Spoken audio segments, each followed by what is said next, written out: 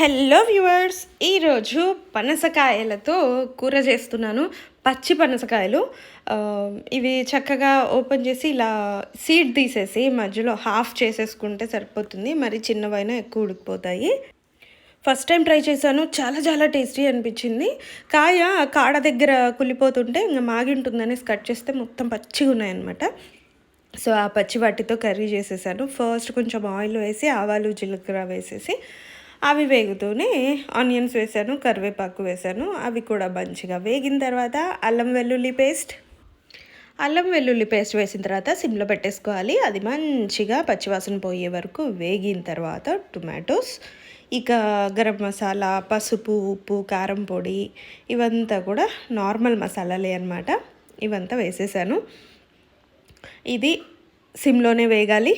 ఇది వేగిన తర్వాత అంటే టొమాటో కొంచెం మెత్తబడిన తర్వాత పనస తొనలు వేసేసాను. ఇంక ఇప్పటి నుంచి సిమ్లోనే పెట్టి మంచిగా మూత పెట్టేసి వేయించాలి. అప్పుడప్పుడు కలిదిప్పుతూ ఇలా వేయించామంటే అసలు ఎక్కువ టైం కూడా పట్టలేదు. నేను టైం పడుతుంది అనుకున్నా, 10 మినిట్స్లో మంచిగా ఉడికిపోయింది.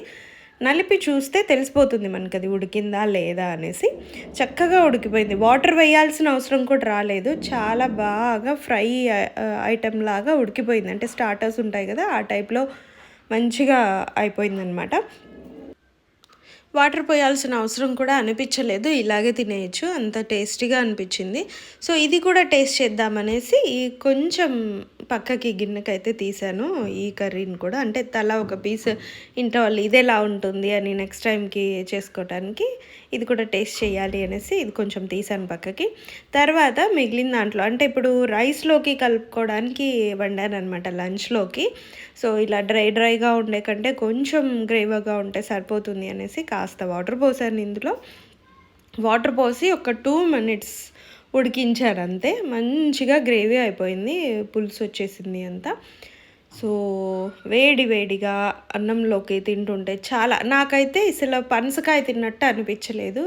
సేమ్ ఉర్లగడ్డ ఉంటుంది కదా, పొటాటో, ఆలుగడ్డ అంటారు, అది తిన్నట్టే అనిపిస్తుంది. స్వీట్నెస్ ఏమీ లేదు, వేరే టేస్ట్ ఏమి అనిపించట్లేదు, పనస టేస్ట్ కూడా అనిపించట్లేదు. సేమ్ ఉర్లగడ్డ తిన్నట్టే ఉందన్నమాట. చాలా చాలా బాగుంది, నాకైతే చాలా నచ్చింది. మీరు ఎప్పుడైనా ట్రై చేసి ఉంటే నాకు కామెంట్ బాక్స్లో చెప్పండి. ట్రై చేయకుంటే ఖచ్చితంగా ఒకసారి అయితే ట్రై చేయండి. మొత్తం పనసకాయతో కూడా బిర్యానీ చేస్తారు. ఇలా పనస తొనలు ఎప్పుడైనా బై మిస్టేక్ పచ్చివి కట్ చేస్తే పారేయకుండా ఇలా చేసేసుకోండి. నెక్స్ట్ వీడియోలో ఇంకొక రెసిపీ పచ్చి పనసకాయ తొనలతో ఇంకొక రెసిపీ ఉంది, అది కూడా చూపించేస్తాను. Thanks for watching. మరిన్ని మంచి వీడియోస్ కోసం వాచ్ చేస్తూ ఉండండి. కొత్త వాళ్ళు అయితే సబ్స్క్రైబ్ చేసుకొని బెల్ నోటిఫికేషన్ ఆన్ చేసుకోండి. ఆల్రెడీ సబ్స్క్రైబర్స్ అయితే thank you so much for your support. Thanks for watching. Gardening videos ఇంకా చాలా ఉన్నాయి. ఇప్పుడంతా గార్డెన్ రీమోడల్ జరుగుతోంది. So don't miss. ఖచ్చితంగా బెల్ నోటిఫికేషన్ ఆన్ చేసుకొని ఉండండి. Thank you, bye.